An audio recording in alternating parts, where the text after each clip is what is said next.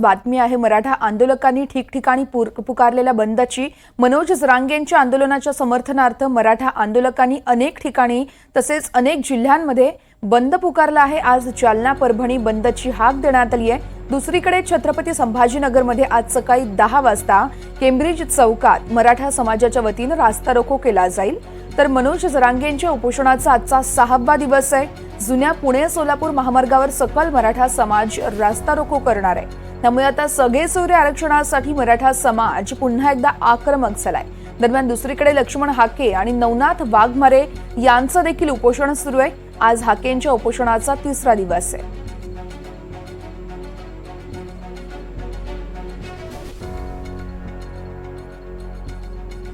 आणि या संदर्भात आपण आमच्या प्रतिनिधींकडून माहिती जाणून घेणार आहोत। आपण पाहतो आरक्षणासाठी खरं तर आंदोलन केलं जाते। मराठा समाज बांधव असतील, ओबीसी समाज बांधव असतील, जरांगे पाटलांच्या समर्थनार्थ तसेच लक्ष्मण हाके यांच्या समर्थनार्थ आंदोलन केली जात आहेत।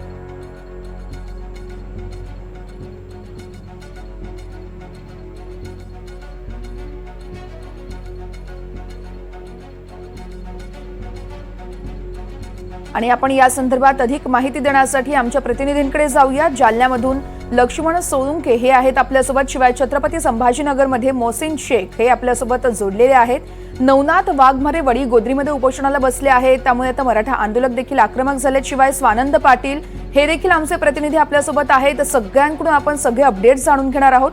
सुरुवातीला आपण जातोय जालन्यामध्ये। जरांगे पाटलांना आज खरं तर समर्थन देण्यासाठी बंदची हाक देण्यात आली आहे। कशा पद्धतीने वातावरण बघायला मिळतंय जालन्यामध्ये?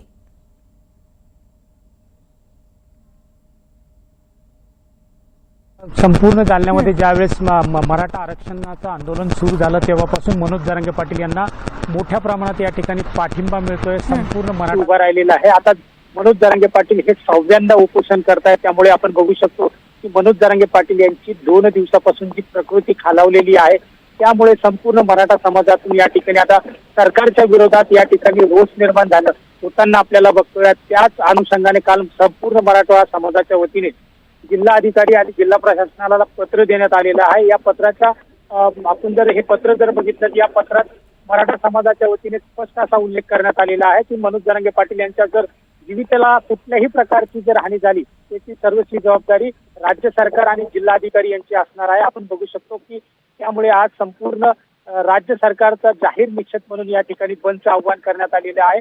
परतूर, भोकरदन, बदनापूर, मंठा आणि घनसावंगी या तालुक्यातून या बंदला मोठा प्रतिसाद मिळण्याची शक्यता या ठिकाणी वर्तवली जात आहे, कारण की 9 वाजल्यापासून हा बंद पूर्णपणे सुरू होणार आहे। आपण बघू शकतो की आपण आता या महामार्गावर आहे का, हा जो राष्ट्रीय महामार्ग आहे धुळे सोलापूर ते बीड जालना असा हा राष्ट्रीय महामार्ग आहे की या ठिकाणून सुद्धा या ठिकाणी सुद्धा आंदोलन करण्यात येणार आहे।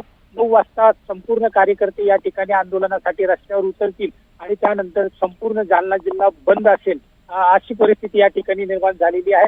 त्यातच आपण बघू शकतो की रात्री उशिरापर्यंत मनोज जरांगे पाटील आणि मनोज जरांगे पाटील समर्थक आणि हाके समर्थक यांच्यात घोषणाबाजी आणि वाद झाला होता। यावरून शहागड पोलीस चौकीमध्ये मोठ्या प्रमाणात मराठा समाजाच्या वतीने या ठिकाणी आंदोलन करण्यात आलेलं होतं। समाजाच्या वतीने या ठिकाणी आंदोलन करण्यात आलेलं होतं की जे छत्रपती शिवाजी महाराजांचा ध्वज आहे तो फाडण्यात आलेला होता, त्याबाबत सुद्धा या ठिकाणी मराठा कार्यकर्ते या ठिकाणी आक्रमक झालेले होते। आता मराठा कार्यकर्ते 9 वाजल्यापासून संपूर्ण जालना जिल्ह्यात बंदची हाक देणार आहे आणि संपूर्ण जालना जिल्ह्यात त्याचा काय परिणाम होतो हे पाहणं आता महत्त्वाचं ठरणारे वर्ष आहे। निश्चितच लक्ष्मण, तुम्ही असेच सोबत राहा आमच्या। आपण थेट छत्रपती संभाजीनगरमध्ये जातोय। आज रास्ता रोको करण्यात येणार आहे, तिथले अधिकचे अपडेट्स देण्यासाठी आमच्या सोबत आहेत आमचे प्रतिनिधी मोहसिन शेख। मोहसिन, कसं वातावरण बघायला मिळतंय? कारण आज रास्ता रोको केला जातोय, पोलीस प्रशासनाकडून काय खबरदारी घेतली जाते? वर्षा, नक्कीच मनोज जरांगे यांच्या आंदोलनाचा आजचा 6वा दिवस आहे। त्यांची तब्येत खालावली आहे आणि त्यामुळे आता मराठवाड्यातील वेगवेगळ्या जिल्ह्यात जे आहेत तर आंदोलनं आणि बंदची हाक देण्यात येत आहे। आज छत्रपती संभाजीनगरच्या केम्ब्रिज चौकात देखील रास्ता रोको करण्यात येणार आहे, ज्यात मराठा समाजाचे वेगवेगळ्या संघटनेचे पदाधिकारी देखील उपस्थित असणार आहे। सकाळी 10 वाजता या रास्ता रोकोला सुरुवात होणार आहे आणि त्यामुळे पोलिसांचा मोठा बंदोबस्त या ठिकाणी सकाळपासून लावण्यात आल्याची माहिती मिळत आहे। सोबतच संभाजीनगरच्या वैजापूर तालुक्यात आज बंदची हाक देण्यात आलेली आहे आणि वैजापूरमध्ये मनोज जरांगे यांच्या आंदोलनाला पाठिंबा म्हणून कडकडीत बंद ठेवण्याचं आव्हान मराठा समाजाच्या वतीने करण्यात आलं आहे। त्यामुळे एकंदरीत आपण जर बघतोय ज्या पद्धतीने आंतरवालीत आंदोलन सुरू आहे, काल धाराशिव आणि बीडमध्ये बंद पाळण्यात आलं, तसेच परिणाम जे आहे तर छत्रपती संभाजीनगरमध्ये देखील आता पाहायला मिळत आहे।